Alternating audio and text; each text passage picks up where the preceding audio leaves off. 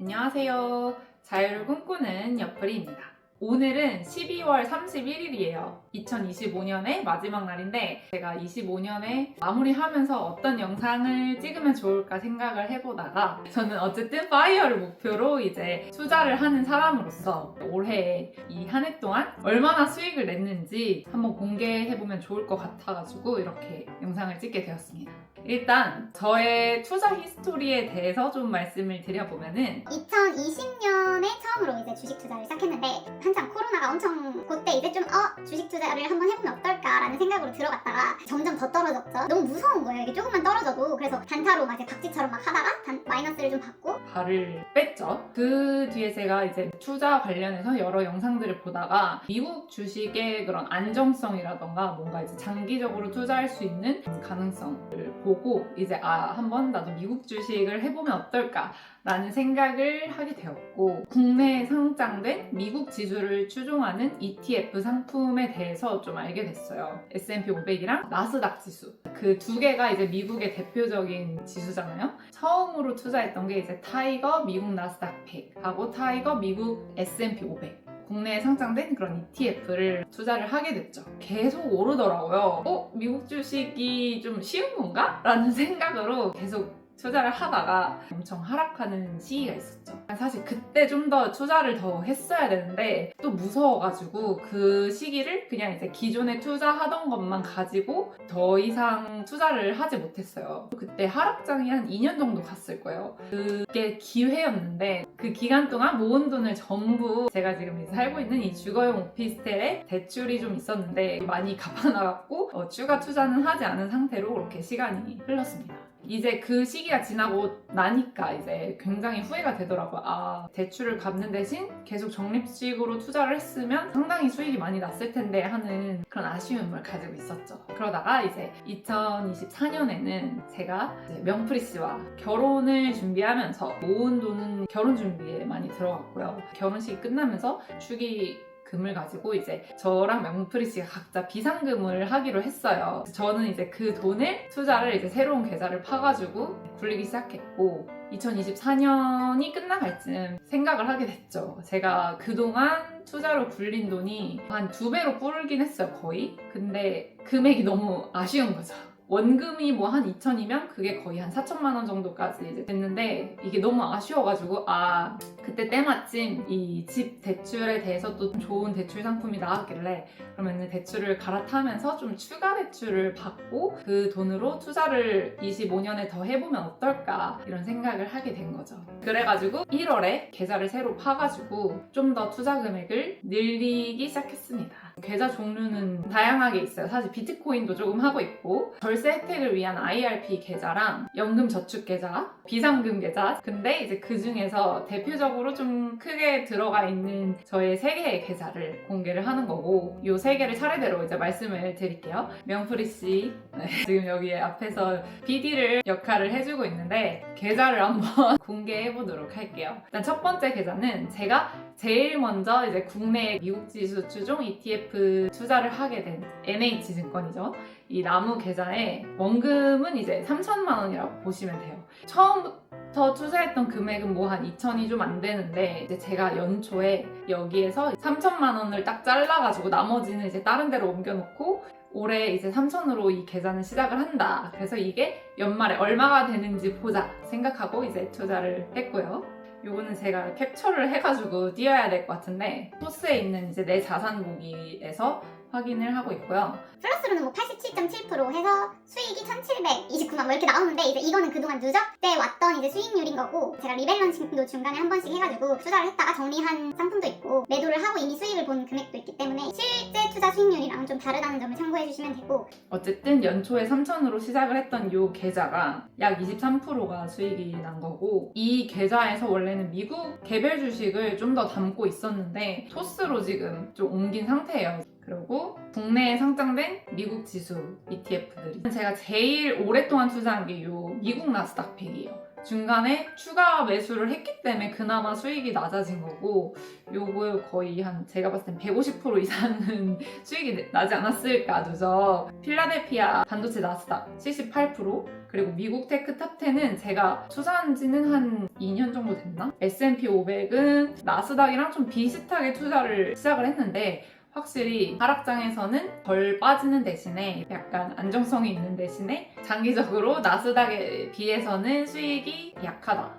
그 다음 두 번째 계좌는 토스 계좌인데, 이 토스 증권은 제가 올해 초에 처음으로 투자를 시작했어요. 되게 직관적이에요. 보기가 너무 편하고, 물론 수수료는 좀 나오는 편입니다. 저는 토스 같은 경우는 약간 그 레버리지 상품을 단타로 좀 하고 있어가지고 수시로 사고 팔고 하실 분들은 전 토스 증권이 괜찮다고 생각을 하고 있어요. 토스 증권에 3천만 원을 이제 거치식으로 딱 넣어놓고 1년 동안 굴리고 있었는데, 어떻게 보면은 약간 철딱선이 없는 그런 투자일 수도 있어요. 중간에 샀다 팔았다를 많이 하고 레버리지 상품도 많이 사고 그러다가 4월에 또 많이 하락을 했었잖아요. 레버리지 하다 보니까 마이너스도 보고. 지금은 수익이 좀 낮고, 저는 연말 상승 랠리가 올 거라는 기대를 했는데 하락을 했죠. 지금 조금 떨어진 상태고, 종목을 보면 제가 우량 기술주를 아무래도 좀 선호하는 편이거든요. 그래서 메타, 엔비디아, 아이온큐, 팔란티어, 테슬라 정말 딱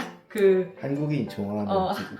맞아요. 한국인이 좋아하는 기술주입니다. 이 5개의 개별주를 들고 있고, 레버리지 지금 속슬, 필라델피아 반도체 지수 3배를 추종하는 좀 위험한 QLD는 이제 미국 나스닥 지수의 2배를 추종하는 상품인데, 요거랑 TSLL, 요것도 이제 테슬라 2배 추종하는 상품이고, 이더리움의 2배를 추종하는 이더는 지금 마이너스, 이렇게 지금 레버리지 상품을 지금 들고 있고, 나머지 SGOV 초단기 미국 국고채 ETF라고 하는데 배당 수익이 한 4% 정도 돼요. 그래서 저는 이거를 현금인데 이제 배당을 주는 현금 자산이라고 생각을 하고 있어요. 토스에서 10개 종목을 이렇게 매수한 상태인데, 내년에는 어떻게 굴려야 할지 좀 더 고민을 하고 있어요. 그냥 레버리지는 좀 더 상승하면 다 매도를 하고 우량주로만 할지. 이제 그리고 마지막 계좌는 저의 이제 삼성증권에서 투자 중인 ISA 계좌입니다. 요거는 절세 목적으로 해서 제가 작년 하반기에 계좌를 만들었고 2천만 원 정도를 이제 넣어놨어요. 나머지 2천만 원은 올해 이제 꾸준히 적립식으로 넣어서 총 원금은 4천만 원이 되거든요. 2천은 거치식, 2천은 적립식 해서 수익률을 한 18에서 20% 정도라고 보면 되지 않을까 싶어요. 제가 올해 좀 커버드 콜에 대한 관심이 많이 있어가지고 미국 30년 국채 타겟 커버드 콜이라는 상품, 이제 코덱스랑 타이거 2개가 들어가 있는데, 코덱스, 타이거 요거는 이제 주간 운용사가 다른 거죠. 이 상품을 만든 운용사가 다른 거고 거의 그냥 비슷하다고 보시면 됩니다. 각각 이제 1100주씩 지금 들어가 있는데 마이너스예요. 이거는 배당 수익률이 근데 한 10%에서 12% 정도가 돼가지고 결론적으로 수익을 한 5% 내외 본 것 같아요. 올해 미국 지수보다도 못하는 수익률을. 얘는 근데 애초에 지수보다는 더 수익은 안 날 거라고 생각을 했죠. 국채 자체가 수익은 덜 나고 좀 안정적인 경향이 있기 때문에 그랬고, 내년에는 좀 비중을 좀 줄여야 될지 지금 고민을 하고 있습니다. 그리고 타이거 미국 나스닥 100 타겟 데일리 커버드 콜, 요것도 이제 커버드 콜이에요. 초반에는 이제 매수를 많이 안 했었어요. 이건 비중이 낮았다가 거의 연말 다 돼가지고 비중을 늘리느라 지금 요거 자체의 주가 수익률이 낮긴 한데, 요거는 이제 올해 초부터 투자한 게 아니라, 그러고 이제 에이스 미국 빅테크 탑7 레버리지, 요거는 빅테크 2배 레버리지거든요. 제가 이 계좌에서 한 10% 정도는 좀 본격적으로 하자 이런 생각에, 그러고 이제 코덱스 미국 배당 커버드 콜 액티브, 미국에 상장된 걸로 보면 제피큐라는 상품이랑 비슷한 상품이라고 보시면 됩니다. 수익이 지금 3.8%인데 그동안 받은 배당이 뭐 한 5%, 6% 정도 되니까 10% 정도 내외의 수익이 된다고 보시면 되는 거고, 그리고 에이스 테슬라 밸류체인 액티브, 테슬라 관련 종목이 뭐가 있을까 또 하다가 이 상품을 알게 돼가지고 투자를 해봤어요. 투자한 지 아직 몇 달 안 됐는데 수량을 좀 더 늘릴까 생각을 하고 있어요. 마지막으로 솔 국제 금 커버드 콜 액티브, 거의 초반에부터 계속 지금 투자를 하고 있는 건데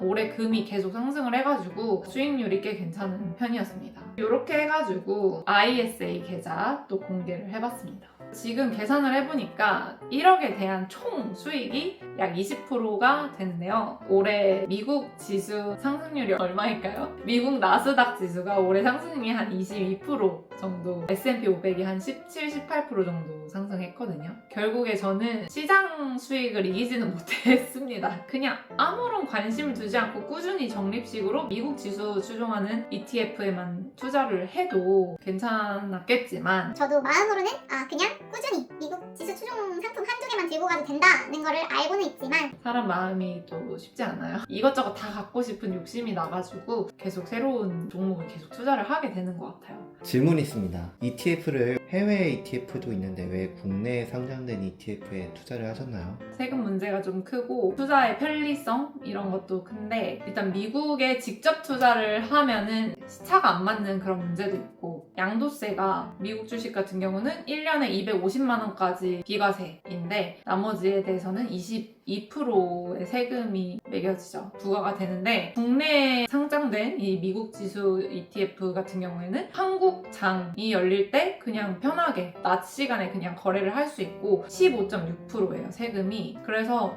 연 3천 정도는 미국 직투를 하고 나머지는 이제 국내 ETF를 하는 게 낫다는 생각을 했는데 앞으로 또 어떻게 비중을 조절할지는 모르겠어요. 그럼 26년도에는 어떤 방향으로 투자를 할지 좀 생각한 게 있나요? 올해랑 크게 다르진 않을 것 같은데 변화를 준다면 종목을 좀 더 간소화, 줄일 생각이고 앞으로 모으는 돈도 계속 적립식으로 계속 투자는 할 생각이고요. 내년 목표 수익은 솔직히 올해는 장이 되게 좋은 편이었다고 생각을 해요. 그래서 한 20% 정도가 났는데 저의 매년 그 투자 수익 목표는 한 10% 정도 생각을 하고 있습니다.